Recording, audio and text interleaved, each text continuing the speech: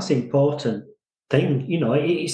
It's not that if anyone else does, it's, well, do the people that matter trust what I'm saying? Yeah. So when you go down the whole AI infrastructure and everything's blown up and everyone's posting case studies and everything about it, I mean, what's inside your head about it? Oh my goodness. Am I allowed to swear on this? I don't know. People be really offended if I say I often just think what a load of bollocks. Because seriously, often these people, and there's a classic one that came up a month or so, maybe a couple of months ago, where a guy posted that he's stolen loads of traffic. Oh, yeah. And he's a well-known guy on LinkedIn, and I'm not going to name him because I don't want to be honest. But he posted that he'd stolen loads of traffic from another website. He posted screen grabs, and he was basically promoting an AI tool that he has shares in or is a co-founder of or something like that. And people went mad for it. There were two sides of it. There were all the good SEOs that were saying, oh my God, this is awful. You can't do this. You can't promote that this is a good way to do things. And then there were all the niche and affiliate site SEOs going, oh my God, this is great. This is the way I'm going to do things. I'm just going to steal loads of traffic from somewhere else. And then someone else found out the site that the traffic was stolen from. And it wasn't, when they say stolen, all he means is that he got better rankings than that person and people came to his website rather than someone else's website. And do you know what? It was an awesome marketing technique. It was absolutely, I take my hat off to him. It was brilliant because we were all talking about him for weeks.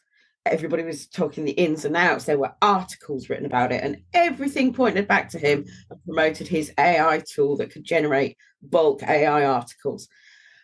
But at the end of the day, anything, and we all know this, and everyone knows that if something looks too good to be true, it is.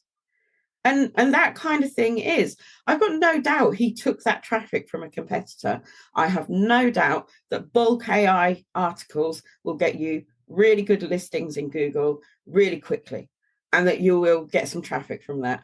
And if you have affiliate links or something like AdSense on your site, where you make money from adverts, then you're going to make a bit of money from it, and well done, and that's great. And then when it stops working, you'll probably just open up a new site and do that again.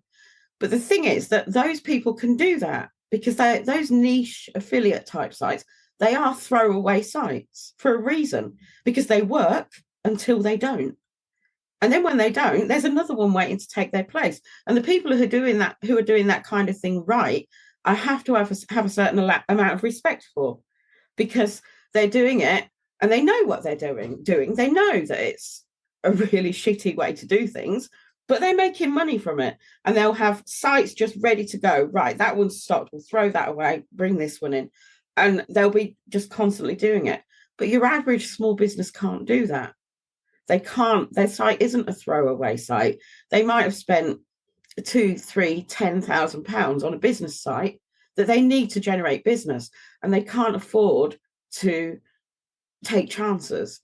And I think it's our job to make sure that they don't take those chances, and to tell them why they shouldn't take those chances, and to steer them away from the bad decisions. That it can be really overwhelming when you see someone saying, oh, here's the graph of my visitors and it's gone up like that, and I think it's really overwhelming as a small business to see that maybe your traffic graph hasn't gone up that high, but you have to think you're still going to be here in 6 months' time. That website isn't, because it will stop working. And I 100% believe that any site that has shock tactics and full, the full on throw everything at, whether it be AI or something else, eventually it will stop working.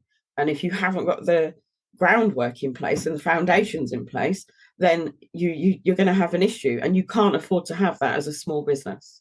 You've been listening to the Unscripted SEO Interview Podcast with me, Mark A. Preston. Join us next time as I interview more top SEO professionals.